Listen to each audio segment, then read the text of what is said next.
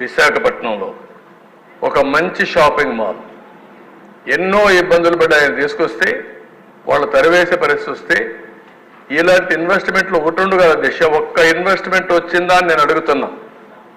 పెట్టుబడులు లేకపోతే సంపద ఎట్లా సృష్టిస్తామని అడుగుతున్నా. సంపద సృష్టించకపోతే సంక్షేమ కార్యక్రమాలు ఏ విధంగా ఇవ్వగలుగుతామో ప్రతి ఒక్కరూ ఆలోచించాల్సిన అవసరం ఉంది దిశ. ఇప్పుడే చంద్రమోహన్ రెడ్డి గారు చెప్పారు, కరప్షన్ ఏ విధంగా ఉంటుంది, ప్రజాస్వామ్యంలో ఎట్లా సంపాదిస్తారు అనే దానిపైన ఇక్కడ జరిగినటువంటి అవినీతి కొన్ని ఇంటర్నేషనల్ యూనివర్సిటీలో కేస్ స్టడీస్గా తీసుకొని విద్యార్థులు చెప్పే పరిస్థితికి వచ్చారంటే ఎంత పరాకాష్ఠకి వెళ్ళామో మనం గుర్తుపెట్టుకోవాల్సిన అవసరం ఉంది. ఇంకో పక్కన ఇక్కడ చాలా మంది ఎమ్మెల్యేలు చెప్పారు, అధ్యక్ష మాకు ఐడియాస్ ఉన్నాయి, రఘురామకృష్ణరాజు గారు, చంద్రమోహన్ రెడ్డి గారు చాలా మంది అన్నారు. ఈసారి ఎమ్మెల్యేస్లో కూడా చదువుకున్న వ్యక్తులు చాలా మంది వచ్చారు. ఐఏఎస్ రిటైర్డ్ ఆఫీసర్లు చాలా మంది ఇక్కడ ఉన్నారు, పోస్ట్ గ్రాడ్యుయేషన్ చేసిన వాళ్ళు ఉన్నారు, డాక్టర్స్ ఉన్నారు, వివిధ రంగాలలో బాగా నిష్ఠాతులు కూడా రాజకీయాల్లోకి వచ్చే పరిస్థితికి వచ్చారు, యంగ్స్టర్స్ వచ్చారు. ఈరోజు మీ అందరి ఆలోచనలు కావాల్సిన అవసరం ఉంది. ఈ రాష్ట్ర అభివృద్ధి కోసం అవసరమైతే ఏ విధంగా చేయాలని నేను కూడా ఆలోచిస్తాను. మిమ్మల్ని అందరినీ నిరంతరం మీ ఆలోచనలు ఏవైతే ఉన్నాయో ఆ ఆలోచనలు తీసుకుని ఏ విధంగా ఆచరణలో పెట్టాలనో పెడదాం. దానికి ఒక స్ట్రక్చర్డ్ ఆర్గనైజేషన్ కింద క్రియేట్ చేసి ఇంటరాక్షన్ కూడా నేను రెగ్యులర్ ఇంటరాక్షన్ పెట్టి మీ ఆలోచనలు మీరు ఏ ఏరియాలో ఇంట్రెస్ట్ ఉందో అవన్నీ తీసుకొని ముందుకు పోతాం.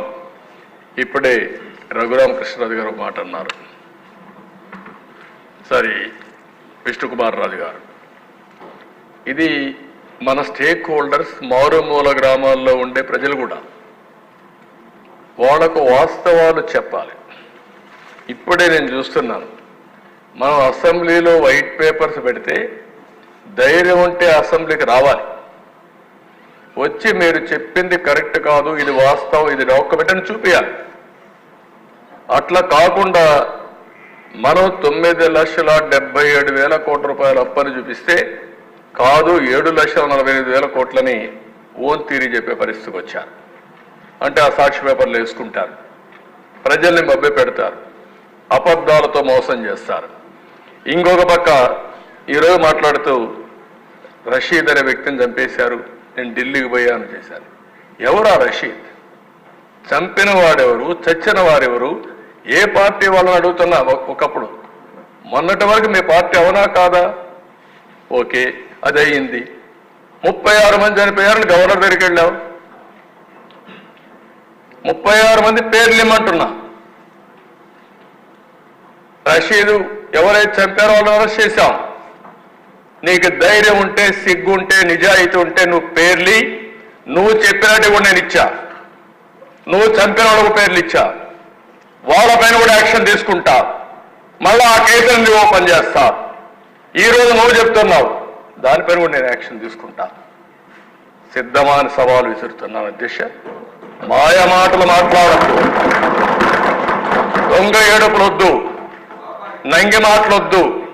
బాబాయిని చంపేసే ఇప్పటికి కూడా ఊకిల్డ్ బాబాయి తెలియదు. చెప్పాల్సిన బాధ్యత లేదా? మాకు తెలియజేయాల్సిన బాధ్యత లేదా? దోషుల్ని నిలబెట్టాల్సిన బాధ్యత లేదా అని అడుగుతున్నారు అధ్యక్ష. మిమ్మల్ని ఎవరన్నా ఉన్నారు, ఆ విషయాలన్నీ కూడా పెడతాను. ఒకే మాట చెప్పాను, ఎవరైనా సరే తప్పు చేస్తే వాళ్ళని శిక్షిస్తాం, మా పార్టీ వాళ్ళని కూడా శిక్షిస్తానని చెప్పాను. అదే మాదిరిగా చాలా మంది మీకు అనుమానం ఉంది, గడిచిన రోజుల్లో హత్యలు చేశారు, అవి మాత్రం మీరు పట్టించుకోలేదని. అవి కూడా వదిలిపెట్టాను, వడ్డీతో సహా చెల్లిస్తా, అది కూడా పెడతాను. ప్రజాస్వామ్యం అంటే తమాషా కాదు. హత్యలు చేయడం, నేరాలు చేయడం, ఘోరాలు చేయడం, ఎదురుదాడి చేయడం, అది రాజకీయ ముసుగులో ఎదురుదాడి చేయాలనుకుంటున్నారు. కానీ ఆ ముసుగు తీస్తాం. నేరస్తులుగానే చూసే విధానానికి శ్రీకారం చుడతానని చెప్పి మరొక్కసారి తెలియజేస్తున్న దిశ. అది చేసినప్పుడే సమాజం బాగుపడుతుంది. అందుకే విష్ణుకుమార్ రాజు గారు చెప్పిన దానిపైన నేను పూర్తిగా సహకరిస్తా. ప్రతి ఒక్క పల్లెలో చర్చ పెడదాం, లా అండ్ ఆర్డర్ పైన చర్చ పెడదాం. ఆర్థిక ఏదైతే అవకతవకలు జరిగాయో ఈ క్రైసిస్ ఉందో ఇవన్నీ కూడా పెడదాం. మాట్లాడితే 2,71,000 కోట్ల రూపాయలు బటన్ నొక్కారంట. ఓకే, మీరు బటన్ నొక్కారు. 9,74,000 కోట్లు ఎందుకు అప్పైనాయి? మీరు నొక్కింది 2,71,000 కోట్లు మీరే చెప్తున్నారు. మీరు అప్పులు చేసింది 9,74,000 కోట్ల రూపాయలు ఇప్పటి వరకు. నేను లెక్కలు మొత్తం ఇస్తున్నా, ఇంకా ఉన్నాయి, అవి కూడా తీసుకొచ్చి ఇస్తాం. నయా పైస కోర్టులో కూడా అక్షంతలు, కోర్టులో కూడా కంటెంప్ట్ కోర్టులు వేసి జైలుకు పంపించే పరిస్థితికి వచ్చారంటే దీనికి సమాధానం చెప్పాలనా లేదని అడుగుతున్నా. ఈరోజు ఒక విషయం చెప్పాల దిశ కొండవాడు కూడా, ఇది నేను చేసిన అభూత కల్పన. ఇది ఎవరు చెప్పారు ఈ మాట? మద్యపాన నిషేధం అని చెప్పారా లేదా? మీరు చెప్పి ఏం చేశారు? 2 స్ట్రీములు పెడతారా మీరు? ARET, additional retail excise revenue 14,275 కోట్లు ఇప్పటికా ఆ స్ట్రీమ్లో వెళ్ళాయి. ఇంకో పక్కన వ్యాట్ డైవర్ట్ చేశారు. స్పెషల్ మార్జిన్ 20,673 కోట్లు పంపించారు. 10 సంవత్సరాలు తాకట్టు పెట్టారు.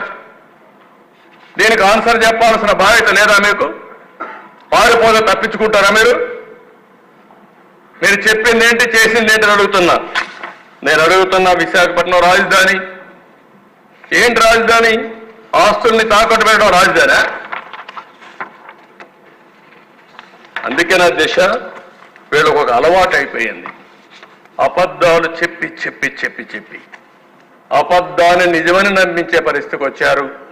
ఓసారి అబద్ధం చాలా ఫాస్ట్గా వెళ్తుంది, నిజం కొంచెం స్లోగా ఉంటుంది. కానీ అంతిమంగా నిజము నిప్పు లాంటిది, నిజమే గెలుస్తుంది, సత్యమే గెలుస్తుంది, దాంట్లో అనుమానం లేదని చెప్పి మరొకసారి ప్రజలు నిరూపించారు.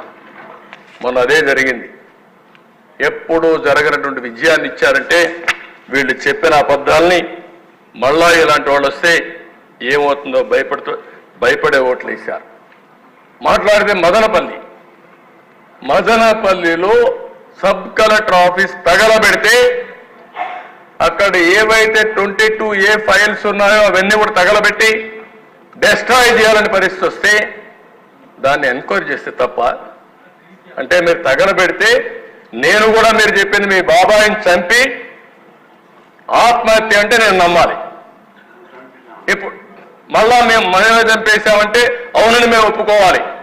మా ఆదినారాయణ రెడ్డి ఇక్కడే ఉన్నాడు, ఆదినారాయణ రెడ్డి చంపేశాడు అంటే మనం నమ్మాలి. ఇప్పుడు అవన్నీ చేసిన తర్వాత ఇప్పుడేమంటారు? అక్కడ ఆఫీసు మళ్ళా ఏదో అగ్ని ప్రమాదం అంట. చాలా స్పష్టంగా దొంగలు చేసే పనులు ఇవే చేస్తారు. అధ్యక్ష, కరుడు కట్టిన నేరస్తులు చేసే పనులు ఇవే. నిందితుల్ని నేరస్తులుగా పెడతారు. వాళ్ళు చేసిన తప్పులు తప్పించుకోవడానికి అడ్డదుడ్డంగా దాడి చేసే పరిస్థితి వస్తుంది. ఇంకో పక్క మాట్లాడుతూ ముచ్చుమర్రి ఒక బాలిక రేప్ చేసి చంపేశారు. వదిలిపెట్టలేదేమేం, అరెస్ట్ చేశాం. అరెస్ట్ చేయడం కాదు, పోలీస్ స్టేషన్లో పెడితే ఒక అతను చచ్చిపోయినా పర్వాలేదు, తప్పు చేసిన వాడిని వదిలిపెట్టకూడదని శిక్షించే ప్రభుత్వం ఎన్డీఏ ప్రభుత్వం. అక్కడ ఏమి యాక్షన్ తీసుకోలేదంట. పోయి చూడు ఏం చేశాము, డెమాన్స్ట్రేటివ్గా యాక్ట్ చేశాం. ఎప్పుడైనా ఆడబిడ్డ మీద దాడి జరిగితే మీ 5 ఏళ్లలో ఒక్కరోజు ఒక చర్య ఉందా అని అడుగుతున్నాం అధ్యక్ష. ఎప్పుడు కూడా ఒక్క చర్య కూడా లేని పరిస్థితి వచ్చింది. ఏదో రైతుల ఆదాయం పెరిగిపోయిందని మాట్లాడుతున్నారు. ఏం పెరిగిపోయిందంటే ఆదాయం? ఏం పెరిగిపోయిందంటే రైతులకి నేను GSTPలో చాలా క్లియర్గా చూపించాను. రైతులకు వ్యవసాయంలో వచ్చే GSTP తగ్గిపోయింది, రైతుల ఆదాయం తగ్గింది, రైతుల ఆత్మహత్యలు పెరిగాయి. దేశంలోనే ఎక్కువ అప్పుండే రైతాంగం మన రాష్ట్రంలో ఉండే పరిస్థితి వచ్చింది దిశ. ఇలాంటి చాలా ఉన్నాయి. ఏదేమైనా నేను సభ్యులందరినీ ఒకటే కోరుతున్నా, ఇవన్నీ మన ప్రజల్లోకి తీసుకెళ్దాం. మీరు చెప్పింది కూడా కొంతమంది ఎంక్వైరీ కూడా చేయమన్నారు. Various enquiries. కానీ దీన్ని నేను ఎప్పుడు కూడా పొలిటికల్ విక్టిమైజేషన్ నా జీవితంలో ఎప్పుడూ లేదు. కానీ తప్పు చేసిన వాళ్ళు కావాలని తప్పించుకొని సమాజానికే ఒక సవాలుగా తయారైతే మాత్రం వదిలిపెట్టే సమస్య ఉండదు. న్యాయం ధర్మం కోసం ప్రజలు ఎన్నుకున్నారు.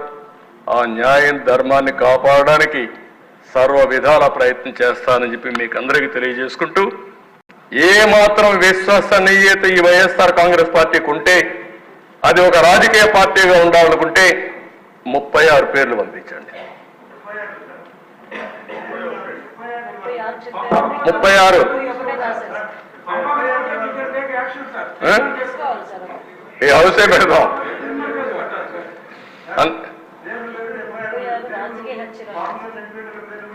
ఆ పేర్లు ఇస్తే దానిపైన మన పేర్లు అట్ట కదా ఎఫ్ఐఆర్ లో ఉంటుంది కదా, ఎఫ్ఐఆర్ కూడా ఏమంటాం వాళ్ళని, వాళ్ళు కూడా ఎఫ్ఐఆర్ కూడా ఏమంటాం. 36 మంది పేర్లు, అదే 36 రాజకీయ హత్యలు ఎఫ్ఐఆర్లు కూడా ఇమ్మని డిమాండ్ చేస్తున్నా.